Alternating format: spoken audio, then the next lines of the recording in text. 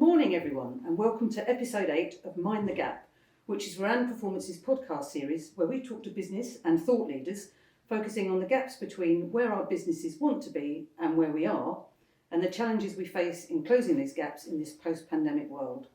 A world in which we know these challenges are new and changing on a daily basis.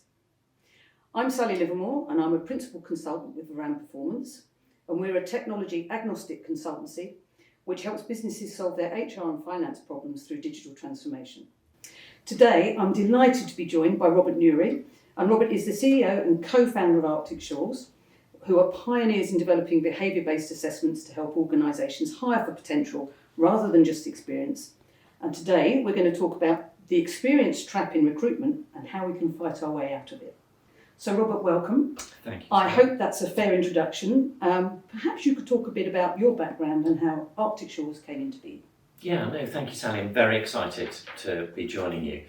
Arctic Shores started 9 years ago in a sort of slightly chance conversation when a friend of mine called me to say that his daughter had just applied for 5 different graduate roles in the FMCG sector and had been rejected at the first stage at every single one, which was exactly the same type of test and focused on logical, numerical reasoning processing. And he was horrified that here was somebody who was totally capable and also very bright and just didn't seem to be able to get through into roles that she would be perfectly suited for, just simply because of the way that the people were doing the initial sift and deciding whether somebody had potential or not. And so the journey of Arctic Shores started. I just sold my previous business. I was looking for something else to throw my energies into. And the world of recruitment was quite new to me, but having spoken to my friend and having a daughter myself who was just coming into university, I was sort of horrified that the world hadn't seemed to move on in how we understand what potential is, how do we uncover it. And it turned out there hadn't been much innovation. And so I set about with a friend of mine called Safe in thinking about how we could uncover potential and do it in a better way. So, having decided you wanted to do something about this and the idea of Arctic Shores coming back, what was your approach? What did you actually think you were going to do to change this situation where people weren't getting past that first sift, if you like? Yes, absolutely. And I think we discovered that the way that people recruit was very antiquated. And so you had a couple of things that we felt needed to be challenged around this.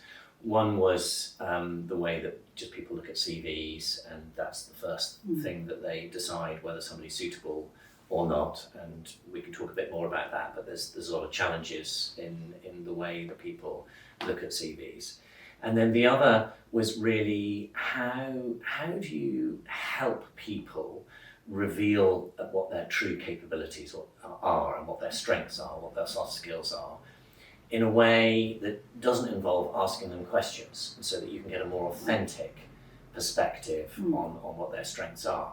And that was something that really intrigued the two of us that set it up. And so we went down the route of looking at gamification and behaviours and getting people to do things. And from the way that they interacted with digital tasks, to understand what motivates them and what their personality is. And that enabled us to understand a bit more about the way that people think, the way they process information, their curiosity, their resilience, their determination.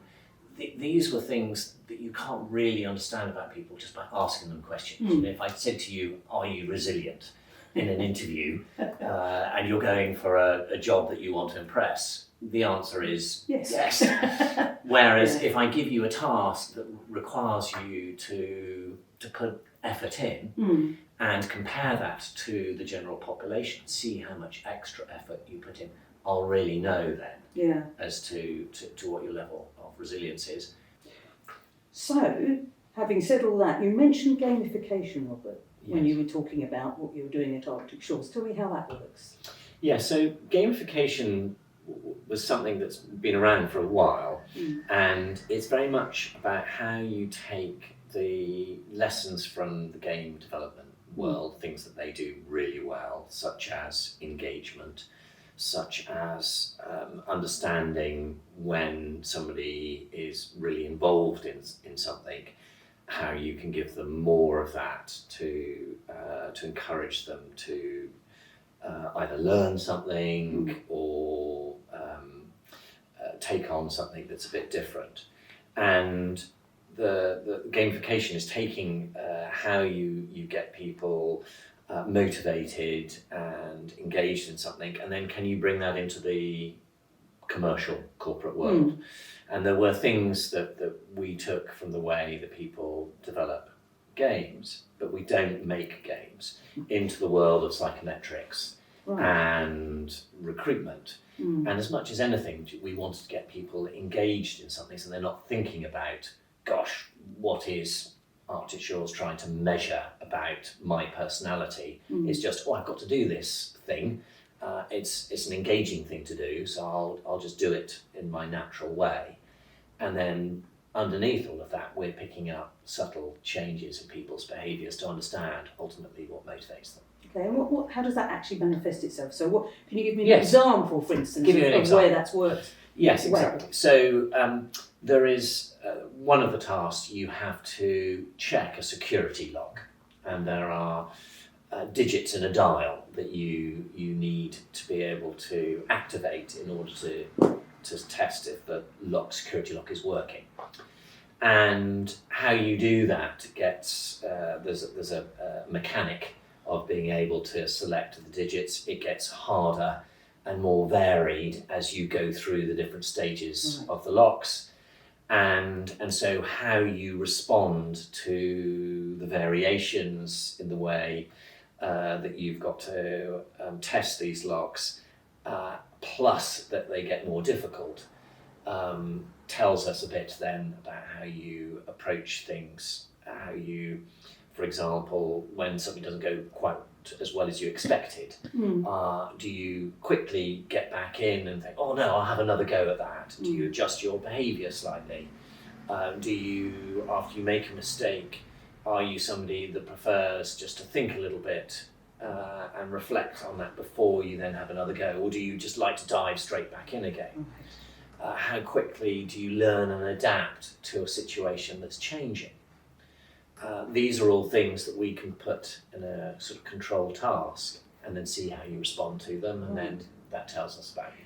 And how do you know the things you're going to measure? So I'm going to take this right back to the job description, effectively. Yes. So if I'm wanting to hire for a particular role, for instance, how would you set that up so that it matched the role I've got? Is there some work I need to do about how I put my job description together? Yes. So in other words, almost start from that point rather than the test that's going to help me screen my candidates. You're quite right, Sally, and that has to be the starting point here. That the psychometric will be incredibly useful as a measure, but you need to know what you want to measure and why you want to measure it in the first place. So the Arctic Shores assessment will measure 34 different personality traits, and the important question then that you allude to there is, well, okay, of those 34, which are the ones that are most pertinent to this job, which will be different from another type of job? And that is something that has to start with the job description, and a lot of times companies just don't get that right, that the job description is not focused on soft skills and not focused on the things that somebody brings to the job that will make them successful. This is where we come back to the experience piece, isn't it? Where a lot of job descriptions were saying we need 5 years experience doing this or 3 years experience doing that. Yes. And that's quite a hard thing, isn't it, for people? This is the mindset trap, right? It is. Where we think we've got to have experienced people. Yes. I mean, if you take Veran, for instance, we're a consultancy. People, when they're buying our services, expect that we've got experience of doing things. Yes. So it's quite tricky for us it would be quite tricky for us, I think, sometimes to think beyond that. So I'm interested how that works with some of your clients, for instance, and how we get beyond that mindset in the job description stage. Well, it's such an interesting dichotomy for us in this, which is we want people to have experience, so that is particularly in a consultancy, that's part of the value that you're providing. And I don't disagree that experience is important. What I disagree with, and I'm passionate about trying to change people's mindset around this, is that experience is the only and main marker of your capability to do the job. And the thing that I like to kind of throw back at people a bit on this is we never ever sacked somebody or promoted them because of their experience. We either said somebody wasn't suitable for a role because actually the soft skills that they brought to it, their teamwork, maybe their determination, maybe their curiosity wasn't actually a good fit for what was needed. And equally, experience tells you just that somebody did something. It didn't tell you how well that they did it, whether that was something that they were suited to, something they fell into. And those are the things that we really need to challenge ourselves and ask ourselves when we're looking at that job description, rather than, I think fundamentally it's a slightly lazy approach to it, is to say, I need 5 years experience. Why 5 years experience? Why not 3 years? Why not 2 years? Why not just say somebody who's been exposed to doing this and has shown a capability that they can take the experience and actually use the what I call their human skills to add value then into a role. So we're talking a little bit about transferable skills now, aren't we? Absolutely we are. Yeah. You've got two ways of being able to look at experience. And again, this is part of the experience trap, is that when we look at experience, say, well, if you want to be, we'll follow your example of a consultant at Veran, and you want to go and do some consultancy in the HR space, you have to have come from the HR space. As opposed to thinking, well, actually, what do I want from a consultant? I want somebody who's got good client-facing skills. I want somebody who's got good problem-solving skills. I've got somebody who is conscientious and is going to follow up and do what they said they were going to do. You can get that from multiple areas of the world. It doesn't have to come. You can pick up the HR sector experience fairly quickly if you've got good learning agility. What you need are those other skills, and they could come. You could be a doctor and still have that skill who wants then to go into consulting. Yeah, but we don't think about it like that. No, we, except for graduate recruitment, when we absolutely do think about it like that. Because when we're, perhaps not the transferable skills side, other than that, graduate recruitment came about because there was a view that people were going to be better at problem solving or have an intellectually superior way of doing things, whereas in fact, what we're really looking at is potential, isn't it, when we're doing graduate recruitment? And so it sounds as though, and in a way, I think, at those levels where we're talking about graduates, and for us it'd be consultants, but other people it'd be I don't know the right way to put it, it's not lower levels, but the less skilled jobs, for instance, perhaps then recruiting for potential it's easier to understand for people. I think the question is when we get to a level where you absolutely need to demonstrate some of that, how do we then change that mindset in those areas? Yes, this is what I find just the sort of madness of the way that we think about recruitment at the moment. We accept that when we want to bring in a graduate or an apprentice into an organisation, that experience doesn't matter. It's all about potential. And we're looking for their capabilities and strengths. And yet somehow, and we've got a skills crisis now, that once somebody's come in and started their career, that whole piece about potential suddenly doesn't become important. And one of I give a good example of this recently. We worked with a company called Siemens Electrification in Manchester, and the managing director had come to me and said, look, I know you do some work with our graduate recruitment, but I've got a real problem in some of my project engineer roles and a couple of others where they're very specific skills that we've been looking for. They're hard skills. And the roles have been open for 100, 200 plus days, and I can't fill them. And actually it's really hurting my productivity. It's really causing an issue in the sense that we're then having to go out and pay significantly higher salaries to try and fill them because we're getting desperate. We're reducing the quality of the people who are coming in because the talent pool seems to be so limited. Is there any other way that you can think of to help us solve this? And I said, okay, absolutely. We've got to go back to hiring for potential now. Yeah. So do these hard skills that you say that you need there, can any of them be trained? He said, yeah, of course we've got training. We've got plenty of people in the organisation that can train them up. And so I said, okay, well, why don't we just rethink all of this and say, well, let's bring somebody in as a junior project engineer that has then the skills, the soft skills that you're looking for, learning agility, conscientiousness, teamwork, and then you'll train them up in the hard skills. And we're going to do this by not looking at anybody's CV at all. We're going to scrap the CV. We're not going to look at prior experience. We're just going to purely look on potential, and I will find some great candidates for you. And he took a sort of a bit of a deep breath in, saying, well, actually, gosh, it's a big shift for us because we're Siemens, we're German, we like doing things in a very standard traditional way, and everybody thinks that you've got to have prior experience in this. Anyway, to fast forward the story on that, within 41 days, I was able to, entirely hiring on potential, not looking at CVs, I was able to give him 8 candidates to interview. And he called me the next day and just said, oh, you've given me a real problem here. And I thought, oh no, I've given him 8 candidates that he doesn't like. He said, I love all the 8 candidates. I could take every one of them.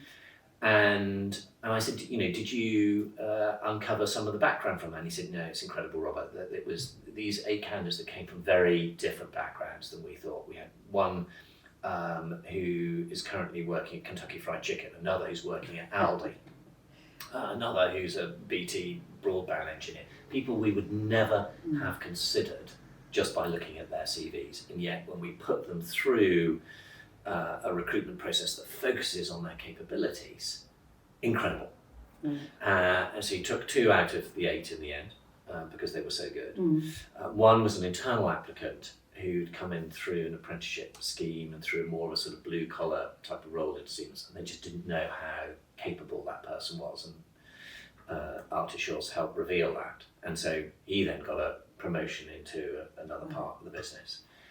And he as the manager director of the business said, this has completely transformed the way that I look at the recruitment. He said, it's like lifting a hood from my eyes. I had no idea the extent of the talent pool that's out there because we'd just been restricted at looking very much experience, hard skills, the job description, the job advert, the way that it was just really narrowing the pool down rather than thinking, actually, what we want is people with these capabilities. And there's a lot of them out there, and we just never thought about how we access them. Yeah, I'm interested in the whole scrap the CV thing because obviously it's something that, I've been in the industry for a very long time and yes, I've seen so many CVs. And honestly, once you've read 3 or 4, yes, 5 or 6, 7 or 8, they look like each other. Exactly. And that's actually quite a nice segue for me into the growth of AI in recruitment. Yes. And how we know that ChatGPT, for instance, can pump out thousands of really nice CVs, cover letters, and etc. So, how do we respond to this? There's so much in the news at the moment about AI. We were talking about this earlier. Yes. And I every day there's more articles and more articles about AI and AI in recruitment. So, and of course there are good things. And there's ways of using data and processing data that you use. But so how do we respond? How do we think about AI in the recruitment, particularly in the sense of that initial CVs? Actually also job descriptions, because you can pump out job descriptions as well using AI. Well, it's so interesting, Sally, because you've got a real sort of discussion around, well, AI can improve the way, and there's lots of people advocating that we should be using AI to parse CVs and look for the right words in a CV and match that to the job description, and that will save recruiters having to look at it. And to some extent it will, but I actually think that's completely the wrong way to be using AI, and it does have some great advantages, but we have to be very clear about the risks as well. And I'm a big advocate actually of how ChatGPT will support recruitment and make it better. But what we've got to be super careful about is that we're just not automating bias in the way that we're doing selection. So if you have a human that looks at a CV, there's been some really interesting research on this. There's 150 plus biases that come into play when we look at a CV. Many, many more than we ever thought. It's not just a case of, male name, female name, hobby, age, for example. Experience. Exactly. Do they work for a company I recognise? Don't work for. Do they put a spelling mistake in there because they could be dyslexic? There's so many things that we don't realise that when we're looking at a CV, that we're not actually looking at it and it's relevant to the job. It's just our own personal lens of it. So that doesn't make it great.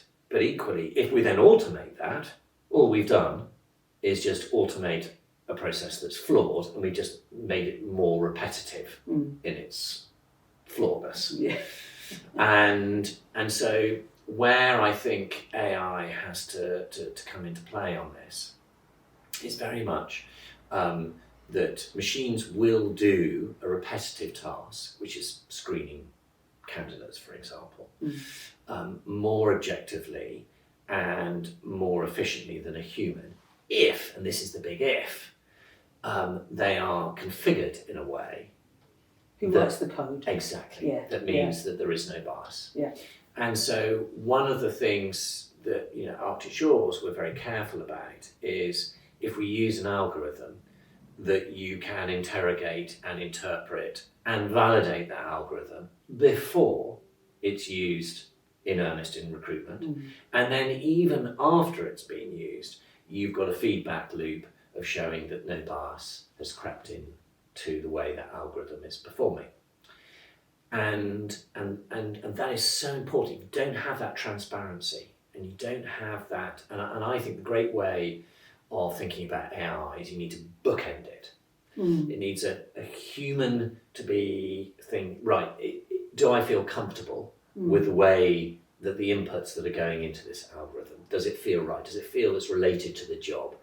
Am I sure that I've done sufficient testing and I understand how the algorithm works, that I'm not introducing some bias into the way that it's doing the screening? Then the AI does its bit, and then you finish the bit at the end saying, are the results looking in the way that I expected them to be? If you get a big yes to all of that, then AI is going to make a massive difference. But a lot of the time, people are coming along and just saying, oh, here's a great piece of technology, it's a silver bullet, just take it, Sally, it'll answer all your problems, life will be easy. As a recruiter, you'll be able to spend your time picking up the phone and spending more time on the beach and less time stuck at looking at CVs. And that's what we're going to be careful of. We've been hearing that for a long time, not just through AI, of course. All technology is going to solve our problem. Question for you then. So if we go back to the experience mindset trap, and I guess this is how we move back to sort of how we move from looking at experience to looking at what experience someone's got to uncovering potential. How does that work? We've got no CVs anymore. Let's say we pretend we scrapped the CV. So I noticed incidentally that there was a thing from Stephen Bartlett actually that you responded to on LinkedIn where he'd advertised for, I don't want a graduate, don't care if you've got a degree or not. We can teach you. That kind of thing. How do we sort of get away if we're not using CVs? Is it about using LinkedIn? Is it about how do we uncover this potential? Where does it come from? Great question. I loved what Steve Bartlett did on that, because you need somebody that has a strong impact within He's very business visible, world. isn't he? He's very visible. Popular, And what I loved about his job advert was, I'm looking for a videographer. So quite specialist. And who's going to sort of follow me around and and show what he does in the best light. But he, rather than just saying, oh, I want a videographer who has got 3 to 5 years experience, which would have been the easy bit to say, he said, actually, what I'm looking for is somebody who's passionate about this, who's creative, who believes in what I'm trying to achieve. And actually, even if you don't have any prior videography skills or experience, we can train that up if you can show you are the right person, you've got the right soft skills for us, and you could learn that quickly. And that, I thought, was just brilliant, because that's the mindset that what we're saying here is that we've got this massive digitization going on in everything that we do. We don't have enough people with the right skills to fulfill all those roles, and there's new roles being created that didn't exist before all the time. So we have to have a totally different mindset to, okay, well, if there aren't people with the skills there, how do I then hire for them? And the interesting thing is that the big fear, and what holds us back on this is, crikey, Robert, if you're going to take away the CV, what am I left with? It's my comfort blanket. It really feels as if you're ripping the comfort blanket off people that they've always had. This is the document that I start with. I know that I'm safe if I've got the CV. And the reality is that you can work perfectly well without having to do that. You can have an application, simple questions on the application form. You can use a psychometric assessment to give you another data point. And actually you can learn about people in some really interesting ways that doesn't require us to use a document that's been around for centuries and frankly has had its time. Yeah, and you've got a great story actually about that coming from another angle. So coming from the candidate, suddenly finding actually that they might be suited to something completely different than they're used to, or that you expect. So this is your Disney. This is your Disney, so tell us that story. Well, and I think this is so interesting because we have lots of companies now that are talking about social mobility. One of the big societal problems that we have is that those who've got the skills and had a specific education are just seeing a wonderful world of salary increase and constant demand.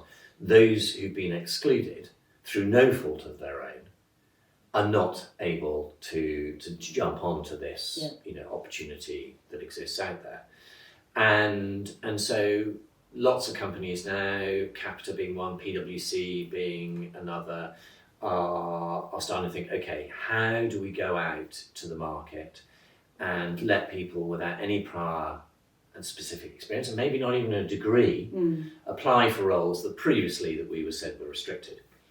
And Capita did this through the Kickstart program, great government initiative, trying to get people who hadn't previously thought about going in a particular role or sector to be given that chance. So Capita ran a Kickstart program, and for 50 or so different roles, one of which was HR. But a lovely lady called Mary Milsom, who was their diversity and inclusion manager, just said, right, we're having no prior education requirement for this, certainly no prior experience in anything particular. We just want people who have got great learning ability and are really hungry to come and have a different start.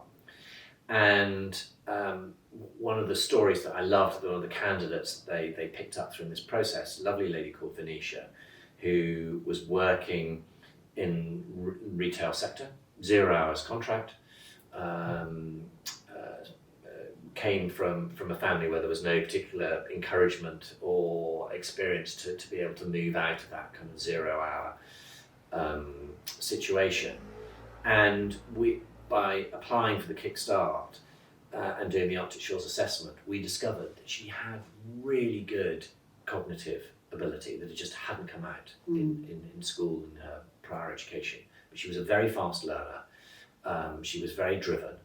And so we identified that, skills that she didn't know that she had. She joined Capita, spent 3 years in their HR team, really excelled there, and then subsequently moved on to become the diversity inclusion manager at Disney and got a sort of a dream job. So went from 0 hours contract to dream job, a D&I manager at Disney, that could never have come about if we had stuck with the old way of recruiting, saying you need to have a certain degree, you need to have a certain qualification and you need to have certain experience.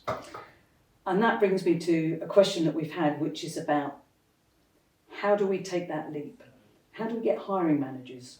How do we help them understand or see that this is perhaps a way that we can open recruitment up and solve some of the challenges we've got?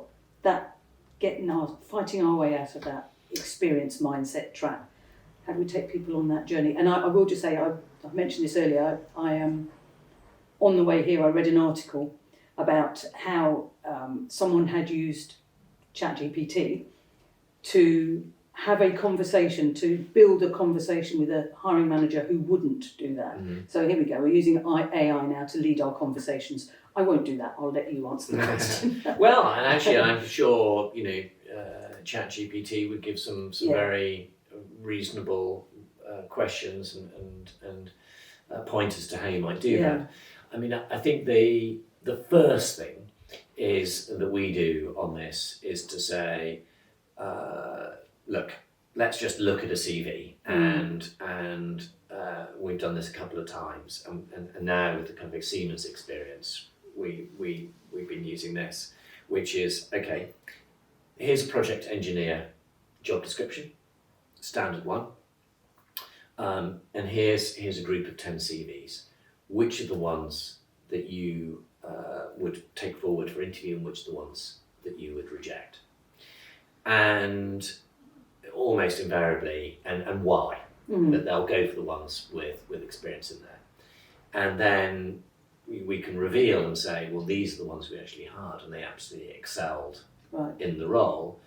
And you starting to get people to think, ooh, okay, maybe, and often you can then encourage stories. I was talking with a head of talent acquisition the other day, and I was telling this story, and he said, oh no, you're so right, Robert, that some of the best hires I've made are the ones that were left of field, that had the transferable skills. Yes. And that's what you want to bring out in them, and go, yes, some of the best hires you've made were because you focused on the human skills.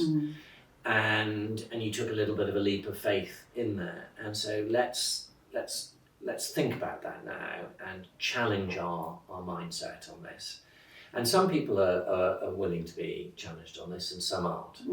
And so you can't change Rome in a day and all of this. You're looking for the people that are feeling the most pain, and just go, okay, you can carry on doing what you're doing. Now, 200 days, open role, you can pay 20% more, you can hire from a narrow talent pool, you can still be challenged by your diversity, you can still end up missing your business targets because you haven't got the productivity, you've got higher attrition, you've got lower quality, or you can take a really different approach, listen to what some of these other people who are tremendously successful in doing this. You can't do anything that's going to be worse than what you've currently got. No.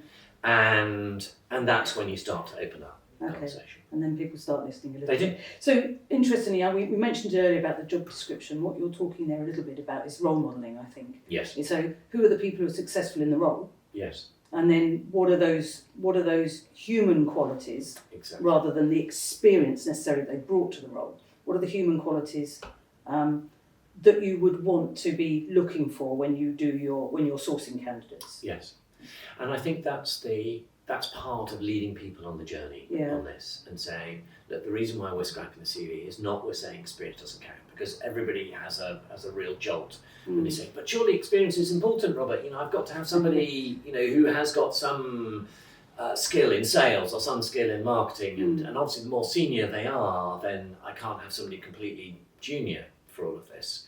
And I go, look, this is not what you're saying, is you want some exposure to it, and then there's different ways that you can test that exposure. But actually the number of years isn't really relevant. What you're saying is, are they able to deal with these kind of situations? Are they able to support the business in this way? Or lead, exactly, and demonstrate that. And so let's focus on the things that really matter here, and do that, rather than using the same old way that we looked at the job description.